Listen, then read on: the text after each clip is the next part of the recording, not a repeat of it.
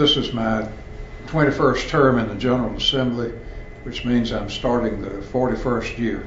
There's really a problem in southeastern North Carolina, the beach communities, probably more so than the rest of the state, but we have an insurance problem all over the state. Senator Bozeman and I wanted to address the problem right up front on opening day to let the people know that we're very much aware of the problem. We talked with the staff and had a bill drafted which would in effect hold the rates where they are. In fact, and you may use the word moratorium, put a moratorium on raising the rates until we can look at it better and give more study from the Department of Insurance and insurance companies and other people to see that the people in our area are treated fairly. I think the first thing for the people back home and probably throughout the state and maybe even throughout the nation is the creation of more jobs. If we can get people working and income flowing, then they can buy cars, they can go to the clothing store, they can continue to buy food. But without a job, then that stops the cycle of income coming in. I think the bottom line is do whatever we can to get jobs. I will be chairing, I think, the Committee on Commerce that I've chaired for several years, and that deals with all the economic factors in the state: insurance, utilities, tourism, travel, all the Department of Commerce questions. And so I think I'll be right in the middle of trying to help regenerate and invigorate the economy.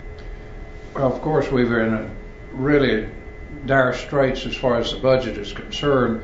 You hear estimates anywhere from a low of $2 billion to a high of $3 billion shortage, and we have to look at that. I was here before when we had a real shortage, but not near this. Before we increased income, that's another way to say raise taxes for half of the shortage, and we cut half of the shortage, but I'm not sure that we can justify raising taxes enough this time to raise another $1.5 billion. So I think we're going to have to really tighten the belts, cut back, delay certain programs that may have getting ready to start, and everybody pull together. No, I don't think there are any taxes that need to be increased. That doesn't say that down the road to divert a tragedy or something that's about to happen, we may have to end up voting for some minimal increase in taxes, but there are no taxes that I want to raise. I think the governor has directed initially that there's an across-the-board cut, and that works temporarily, but there are certain programs that probably should not be cut and probably should be increased. For example, we've got a severe problem with mental health coverage and care in the state, and while you're trying to fix that bad problem, is not the time to be cutting unless there's abuse or waste. You know, if the problem has arisen from the fact that the people that need the care are not getting the care because the money is being diverted or thrown away, then we certainly ought to cut that. But if the problem is because services aren't being rendered because there are not enough mental health professionals, then instead of cutting, we ought to try to raise. So I'm just real pleased to have the opportunity to serve, and as I told you to begin with, this is my 41st year, so I think I bring lots of experience to the table.